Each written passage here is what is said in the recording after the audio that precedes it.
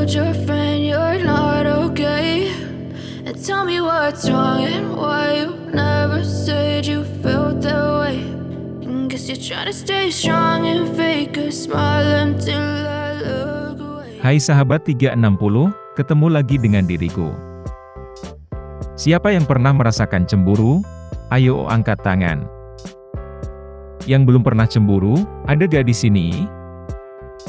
Untuk yang belum pernah cemburu, mudah-mudahan bukan karena jomblo sejati ya. Semoga setelah nonton ini langsung dapat jodoh terbaik. Amin. Cemburu adalah rasa. Cemburu adalah perasaan yang sangat manusiawi, bahkan bayi dan hewan peliharaan pun bisa cemburu. Cemburu juga dianggap sebagai tanda cinta.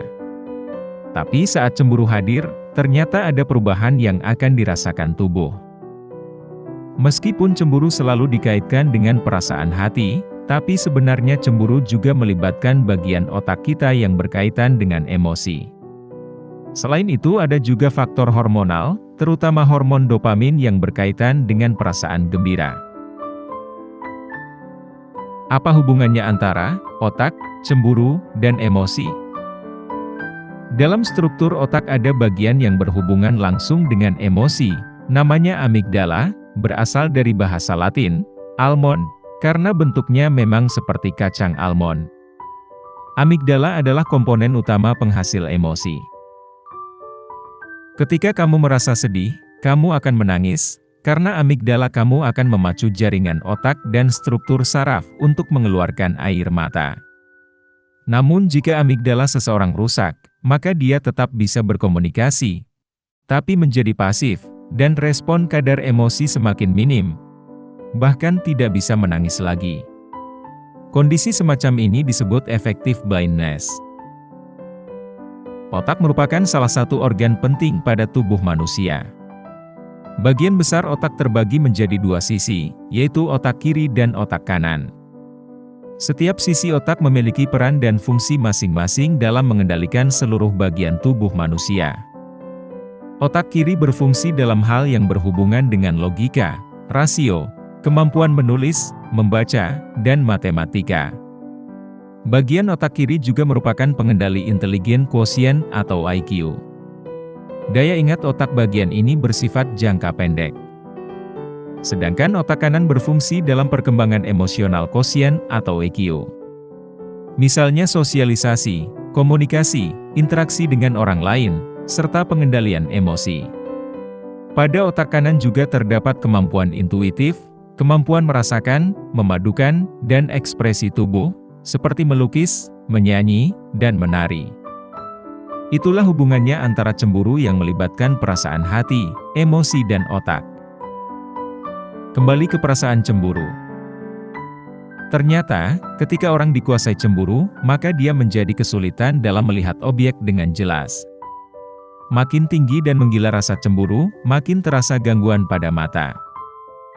Selain itu, cemburu juga meningkatkan respons tubuh terhadap stres.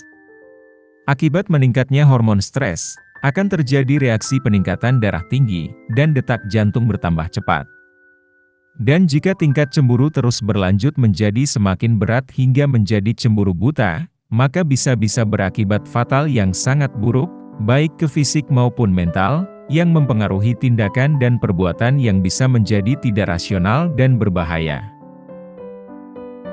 Gangguan kesehatan fisik yang bisa terjadi akibat rasa cemburu berlebihan, antara lain, sakit perut, sakit kepala, nyeri dada, tekanan darah tinggi, palpitasi, kenaikan atau penurunan berat badan, insomnia atau gangguan tidur, dan imunitas yang melemah.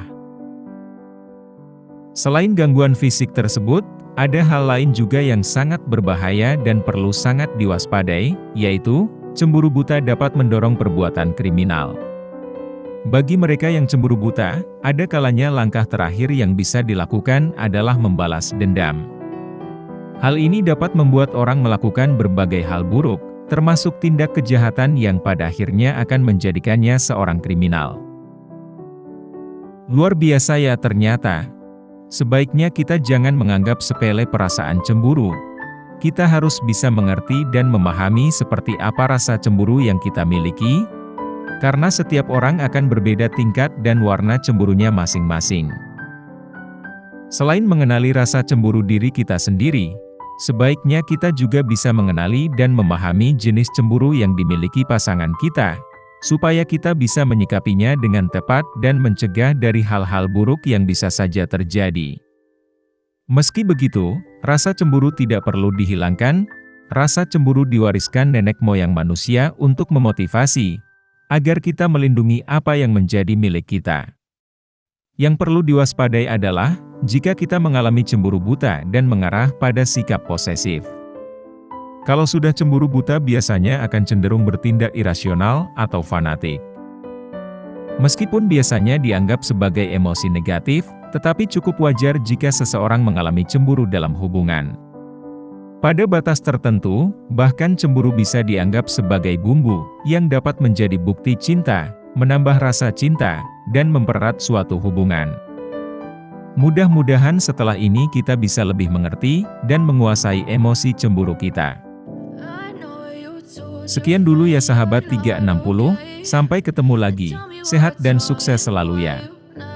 Oh ya, bagi yang pernah hilaf menyakiti pasangannya, atau mungkin pernah merasa disakiti pasangannya, boleh komen di bawah.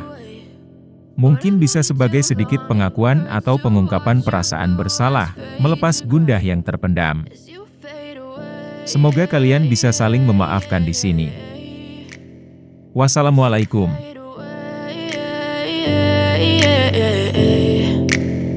Yeah, I'm about to fade away, 'cause every time I wake up I feel like it's Monday.